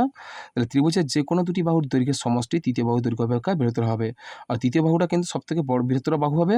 আর যে দুটি বাহু আমরা যোগ করলাম, সেই দুটি বাহু হচ্ছে অপেক্ষাকৃত ছোট দুটি বাহু হবে, সেই দুটিকে যোগ করলে তাহলে বৃহত্তর বাহু অপেক্ষা বেশি হবে, অর্থাৎ এখানে তাই শর্তটা দেওয়া হয়েছে, ত্রিভুজের যে কোনো দুটি বাহুর দৈর্ঘ্য সমষ্টি তৃতীয় বাহুর দৈর্ঘ্য অপেক্ষা বৃহত্তর হবে। কেমন, এবার আমরা বা দিলাম, এবার লিখলাম এসি প্লাস এবি, এই দুটোকে যোগ করলে কি হচ্ছে, বিডি এডি প্লাস ডিজি, এই দুটো সমান হবে, যেহেতু সিজি ইকুয়ালস টু এবি, বা এসি প্লাস এবি, এই দুটি বাহুর যোগফল হবে এডি প্লাস এডি, দুটো বাহুর যোগফলের সমান হবে, যেহেতু ডিজি ইকুয়ালস টু এডি, সমান করতে হবে 2AD হবে। তাহলে এডি, তাহলে ডিজিকে যদি আমরা এডি করে নিই, এডি কটা পেলাম আমরা, দুটো পেলাম। তাহলে এই ক্ষেত্রে আমরা কী হলো, অতএব AC plus AB greater than 2AD, অর্থাৎ এই দুটি বাহু যদি পরস্পর সমান হবে, এর মান যদি সমান হয়, তাহলে আমরা কী পেলাম, 2AD পেলাম। তাহলে AC plus AB greater than 2AD, তাহলে এটা 1 নম্বর দিলাম। আর তারপরে দেখো অনুরূপভাবে প্রমাণ করা যায় যে AB plus BC greater than 2BE, তাহলে এটা 2 নম্বর দিলাম। এবং AC plus BC greater than 2CF, এটা আছে 3 নম্বর দিলাম। এরপর দেখো 1 নম্বর, 2 নম্বর আর 3 নম্বর সমীকরণ দুটো যে ছিল, দুটো সমীকরণ ছিল, মোট 3টে সমীকরণ ছিল, সমপক্ষে যোগ করে পাওয়া যায়। এই সমপক্ষে অর্থাৎ বামপক্ষ ডানপক্ষ উভয় পক্ষে যদি আমরা যোগ করে দিই, যোগ করলে কী হচ্ছে, এসি প্লাস এবি আর এবি প্লাস বিসি আর এসি প্লাস বিসি, এই দুটি করে যদি আমরা মোট 6টি যদি পরস্পরকে যোগ করি, আবার ডান পক্ষে গিয়ে এডি 2AD 2BE আর 2CF ছিল, 2AD ছিল, 2BE ছিল আর 2CF ছিল, এই দুটোর মধ্যে প্রত্যেকটা ক্ষেত্রে 2 করে ছিল, 2 কমন নিয়েছি, নেওয়ার পর কী করলাম আমরা, এই মানটা কী হলো, এই 3টি বাহুর যোগফল কিন্তু হচ্ছে এই সমধর্মী থাকছে। এক্ষেত্রে আমরা পেলাম কি, এই ক্ষেত্রে কিন্তু সবগুলো দুটো করে আছে, 6টির মধ্যে দুটো করে, এসি দুটো, এবি দুটো আর বিসি দুটো করে আছে, সুতরাং আমরা 2 কমন নিয়েছি, 2 কমন নিলে 2 দিয়ে উঠে যাবে, কিন্তু এক্ষেত্রে কী পড়ে থাকছে, AB plus BC plus CA greater than AD plus BE plus CA, এটা প্রমাণিত। চলো পরের প্রশ্ন আমরা দেখি। তাহলে পরের প্রশ্ন কী রয়েছে দেখো, পরের প্রশ্ন দেখি যে এবিসি বলা হচ্ছে এবিসি ত্রিভুজের এডি মধ্যমা বি ও সি বিন্দু থেকে এডি বাহুর ক্ষুদ্রতম দূরত্ব বিপি ও সি কিউ প্রমাণ করো, BP equals to C Q. এটা রয়েছে তোমাদের পেজ নম্বর 207 পেজে কোষে দেখিয়ে 20.3 দাগের প্রশ্ন। কেমন, দেখো এবিসি ত্রিভুজের এডি মধ্যমা ও বি ও সি বিন্দু থেকে এডি বাহুর ক্ষুদ্রতম দূরত্ব, আর বিপি ও সি কিউ বলা আছে প্রমাণ করতে হবে BP equals to C Q. দেখো এবিসি একটি ত্রিভুজ, আর এক্ষেত্রে এডি হচ্ছে মধ্যমা। আমরা যদি এডি বিসি বাহুর মধ্যবিন্দু ডি যদি ধরি, এক্ষেত্রে এডি যুক্ত করলাম, এই এডি যুক্ত করলাম, তাহলে বলা হচ্ছে বিপি ও সি কিউ। আচ্ছা, বিসি বিন্দু থেকে এডি বাহুর ক্ষুদ্রতম দূরত্ব, অর্থাৎ ক্ষুদ্রতম দূরত্ব নিয়েছে এই পর্যন্ত, এই ক্ষুদ্রতম দূরত্ব নিয়েছে পি ধরলাম, ক্ষুদ্রতম দূরত্ব হচ্ছে পি কিউ। এদিকে যতটুকু নেব এদিকে ততটুকু নেব, অর্থাৎ এটা হচ্ছে পি, এটা হচ্ছে কিউ। পি কিউ ধরলাম, এদিক উপরটা হচ্ছে পি আর নিচেটা হচ্ছে কিউ। দুটো বিন্দু নিয়েছে, ক্ষুদ্রতম দূরত্ব বলা আছে, তাহলে এডি বাহুর ক্ষুদ্রতম দূরত্ব বিপি ও সি কিউ নিয়েছে। উপর দিকে যেটুকু পরিমাণ নেব, নিচের দিকে সেইটুকু পরিমাণ নিলাম। আর এক্ষেত্রে দেখতে পেলাম তারপর কি বলা আছে, প্রমাণ করতে বলা আছে BP equals to C Q. BP equals to C Q, এই দুটো বাহু কিন্তু পরস্পর কী হবে, সমান দূরত্বের থাকবে। আর এই বাহুর মান যা হবে আর এই বাহুর মানটাও তাই হবে। তাই প্রথমে আমরা করলাম কি না, ত্রিভুজ এবিসি এর এডি মধ্যমা এবং বি ও সি বিন্দু থেকে এডি বাহুর ক্ষুদ্রতম দূরত্ব যথাক্রমে বিপি ও সি কিউ। বিপি ও সি কিউ ক্ষুদ্রতম বাহু করলাম আমরা, সি কিউ নিয়েছি, অর্থাৎ বিপি আচ্ছা লম্ব, বিপি লম্ব এডি, আর এডি বাহুর উপর লম্ব বিপি। এডি কোনটা হচ্ছে এডি বাহুর উপর কিন্তু লম্ব কোনটা হচ্ছে বিপি। এটা কিন্তু লম্ব কত ডিগ্রি হচ্ছে, 90 ডিগ্রি কোণে অবস্থান করছে। এডি বাহুর উপর লম্ব অঙ্কন করা হয়েছে বিপি, ঠিক আছে। এবং সি কিউ বলা হচ্ছে, এবং সি কিউ লম্ব এডি, অর্থাৎ এডি বাহুর উপর লম্ব হচ্ছে সি কিউ। এডি বাহুর উপর লম্ব হচ্ছে সি কিউ, হচ্ছে সি কিউ। এডি বাহুর উপর লম্ব হচ্ছে সি কিউ, বুঝছে। তাহলে এবার আমরা প্রামাণ্য বিষয় দেখো, প্রামাণ্য বিষয় যে প্রমাণ করতে হবে BP equals to C Q. এবার প্রমাণ কি হবে, প্রমাণ ত্রিভুজ এবিসি এর এডি মধ্যমা, এবিসি ত্রিভুজে এডি লম্ব, এডি হচ্ছে মধ্যমা, অর্থাৎ ডি হবে বিসি এর মধ্যবিন্দু, অর্থাৎ ডি বিন্দু হবে বিসি বাহুর মধ্যবিন্দু, অর্থাৎ বিডি ইকুয়ালস টু ডিসি।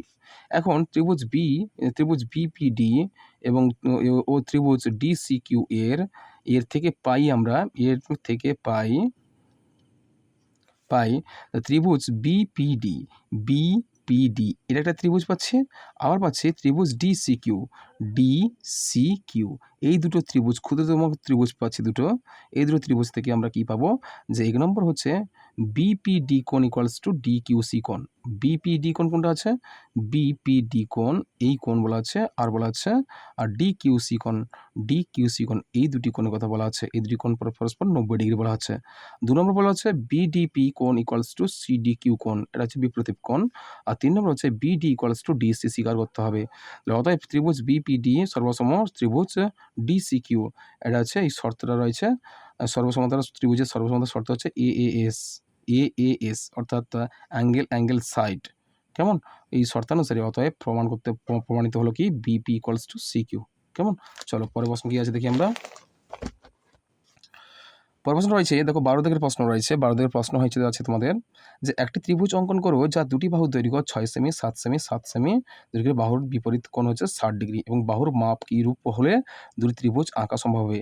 দুটি বাহুর মাপ কি রূপ হলে ত্রিভুজ আঁকা সম্ভব হবে। তাহলে চলো আমরা এটা একটু দেখি। বলেছে প্রথমে কিন্তু তোমরা দুটি মান আলাদাভাবে উপরের দিকে ডান দিকে তোমরা লিখে ফেলবে। কী হচ্ছে, 6 প্রথমে কী বলা আছে, 6 সেমি একটা আঁকবে। প্রথমে বলা আছে ত্রিভুজ অঙ্কন করো, দুটি বাহুর দৈর্ঘ্য বলা আছে, করে 6 সেমি বলা আছে। 6 সেমি একটা দৈর্ঘ্য নেবে আর একটা 7 সেমি দৈর্ঘ্য নেবে। 7 সেমি দৈর্ঘ্যে একটা সরলরেখাংশ অঙ্কন করবে। এটা 7 সেমি, উপরটা হচ্ছে 6 সেমি আর নিচেরটা 7 সেমি। তোমরা পেন্সিল স্কেলের সাহায্যে তোমরা এই দুটো রেখা প্রথমে অঙ্কন করে নেবে। তো 60 ডিগ্রি কোণ বলা হচ্ছে, তো 60 ডিগ্রি কোণ তোমরা অবভিয়াসলি একটা অঙ্কন করতে পারবে। কেমন, এক্ষেত্রে তোমরা আলাদাভাবে 60 ডিগ্রি অঙ্কনটাও দেখিয়ে দেবে, আর সেই সঙ্গে তোমরা পেন্সিল কম্পাস সাহায্যেও 60 ডিগ্রি অঙ্কন করে নেবে। প্রথমে কিন্তু তোমরা 60 ডিগ্রি কোণটা অঙ্কন করে নেবে। 60 ডিগ্রি পেন্সিল কম্পাসের সাহায্যে তোমরা 60 ডিগ্রি কোণটা অঙ্কন করে নেবে। বুঝেছো?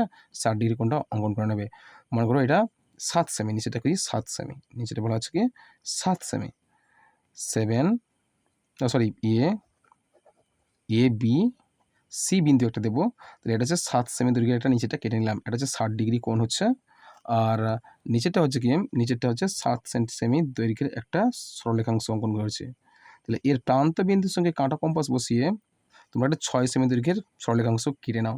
তাহলে এখান থেকে 6 সেমি মাপটা নিয়ে তোমরা এখানে বসতে কেটে দাও। তাহলে নিশ্চয়ই এদিকে যদি বরাবর হয় তাহলে এখানে 6 সেমি হবে, অঙ্কন করে দাও। তাহলে এটার নামকরণ করে দাও সি। তাহলে কী পেলাম আমরা, এ বি সি একটা ত্রিভুজ পেলাম। এটা হচ্ছে 7 সেমি, এটা হচ্ছে 6 সেমি। আর এইটুকুর মান কত হবে তোমরা একটু ভালো করে দেখে নিও। এই 4 হবে না 3 হবে, সেটা তোমরা পেন্সিল কম্পাস সাহায্যে, সরি স্কেলের সাহায্যে মেপে তোমরা লিখে ফেলো। তাহলে নিচেটা যদি 7 সেমি হয়, এটা যদি 6 সেমি হয়, এটা কী হবে, এটা অবভিয়াসলি যদি 5 সেমি হতে পারে। তাহলে 5 সেমি যদি হয় তাহলে এটা কি ত্রিভুজ অঙ্কন করা সম্ভব হবে? অবভিয়াসলি সম্ভব হবে। ক্ষুদ্রতম বাহুদ্বয়ের যোগফল বৃহত্তর বাহু বিভাগ বেশি হচ্ছে, 6 5 10, 6 5 11 হচ্ছে, 11 কিন্তু 7 থেকে বেশি হচ্ছে।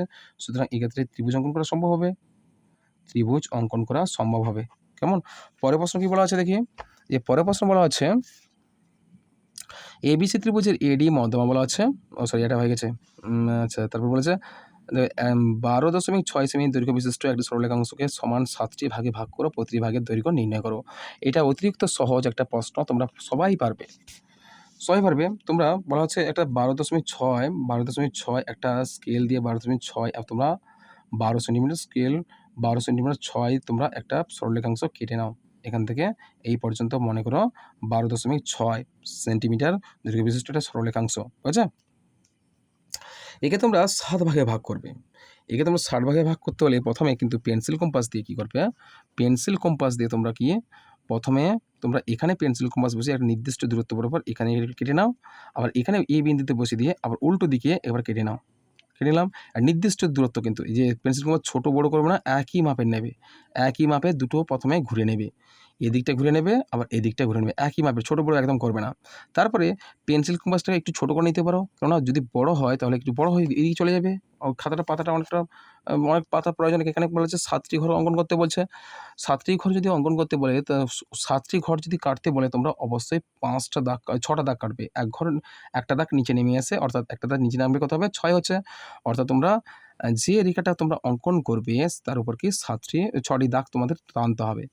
দেখি আমরা, তাহলে আমরা প্রথমে নিয়মটা জেনে গেছি। তাহলে প্রথমে কিন্তু একটা স্কেলটা একটু তোমার পেন্সিল কম্পাসের মানটা একটু কমিয়ে নাও এই পর্যন্ত। যে মানটা কমিয়ে আনেছি আমরা কাটলাম প্রথমটার ক্ষেত্রে, সেই মানটা নিয়ে আমরা এখানে বসে একই মানে কেটে নেব। এখানে হয়তো কাটলাম। তাহলে এই ক্ষেত্রে আমরা কি একটা রেখাংশ উভয় দিকে টেনে দেব। এভাবে আমরা টেনে দেব। টেনে দেওয়ার পর বলা আছে এই যে 12.6 সেন্টিমিটার দৈর্ঘ্য বিশিষ্ট 7টি ভাগে ভাগ করতে বলা আছে। 7টি ভাগে ভাগ করতে হলে তোমরা কী করবে, এইরকম একই পেন্সিল কম্পাসের সাহায্যে একই দূরত্ব বিশিষ্ট তোমরা 6 বার কাটবে। আমি এখানে বসে 1 কাটলাম, 2 কাটলাম, ধরো 1 কেটেছি, 2, 3, 4, 5, 6 কেটেছে। আবার এইদিকেও আমরা একই পেন্সিল কম্পাসে ছোটো বড়ো করবে না, এদিকে যে মাপে নিয়েছি এদিকেও সেই মাপে নেব। তাহলে এদিকে একই মাপ নিলাম, 1, 2, 3, 4, 5, 6। এবার কী করবে তোমরা পরপর কিন্তু এইভাবে তোমরা দাগটা মিলিয়ে আনবে। তাহলে প্রথম থেকে কী করবে, এর থেকে এটা মেলাবে, শেষ থেকে আসবে। এর প্রথমটা এর শেষটা, এর প্রথমটা এর শেষটা, এর প্রথমটা এর শেষটা, এর প্রথমটা শেষটা স্কেল দিয়ে টেনে দেবে। এর প্রথমটা এর শেষটা, এর প্রথমটা এর শেষটা। ঠিক আছে? কতগুলো ঘর হলো দেখো তো, 1, 2, 3, 4, 5, 6, 7 গেল। এক্স ওয়াই 12.6 সেন্টিমিটার ছিল। এবার আমরা কেটে দিয়েছি। এভাবে তোমরা অঙ্কন করে দেবে। এই অঙ্কন করার পর তোমরা এর নামকরণ অবশ্যই সবগুলো নামকরণ দেবে। তাহলে এখানে এক্স ওয়াই দিয়েছি মানে কী হবে, এখানে তোমরা নামকরণ করতে পারো A B C D E F, তো G H I J K L. তাহলে এই মাঝেরটা দেবে M K L M M N O P Q R, এরকম নামকরণ তোমরা করে দেবে। বোঝা গেছে? এরকম নামকরণ তোমরা করে দেবে। বেশ, তো আজকের আমি তোমাদের ১ নম্বর মডেল স্কুলটা সম্পূর্ণ সমাধান করলাম। আমি তোমাদের এই ১ নম্বর মডেল স্কুলটা আমি ২টো ভিডিওতে সম্পূর্ণ সমাধান করেছি। আর এরপর যেহেতু ক্লাসগুলো বড় হয়ে যাচ্ছে, সেই কারণে আমি একটু প্রথমে মেজারমেন্ট করে নিয়ে দুটো দুটো দুটো পার্টে আমরা এই ১ নম্বর মডেল স্কুলটা সম্পূর্ণ সমাধান করলাম। আশা করি তোমাদের এই ক্লাসটা যদি ভালো লাগে অবশ্যই তোমরা লাইক, কমেন্ট এবং শেয়ার করো। আর সবথেকে বড় কথা হচ্ছে তোমরা যদি গণিত যদি বুঝতে পারো তো কোনো অসুবিধা নেই। যারা আমার এই ক্লাসগুলো যদি বুঝতে না পারো তোমরা অবশ্যই আমাকে কমেন্ট করো, বা অন্য কোনো জিনিস যদি শিখতে চাও অবশ্যই আমার এই চ্যানেলে যোগ করো। জয়েন বাটনে ক্লিক করে তোমরা যোগ হয়ে যাও। পুরো টপিক বা পুরো সিরিজটা আমি অলরেডি সব ক্ষেত্রে আমি আলোচনা খুঁটিয়ে, খুঁটিয়ে গোড়া থেকে আমি তোমাদেরকে প্রত্যেক বিভাগে আমি গণিত শেখাবো। প্রত্যেক অধ্যায় ভিত্তিক এবং প্রতিটা ক্লাসের প্রতিটা অধ্যায় ভিত্তিক আমি তোমাদেরকে আলোচনা করবো, বোঝাবো। কেমন? আমি ৩য় শ্রেণী থেকে এবং ১ম শ্রেণী পর্যন্ত সমস্ত বিভাগের গণিতগুলো নিয়ে আমি তোমাদের কাছে উপস্থিত হয়েছি। আর আজকের এই পর্যন্ত। তোমাদের সঙ্গে দেখা হবে আমার পরে কোনো আরেক ভিডিওতে।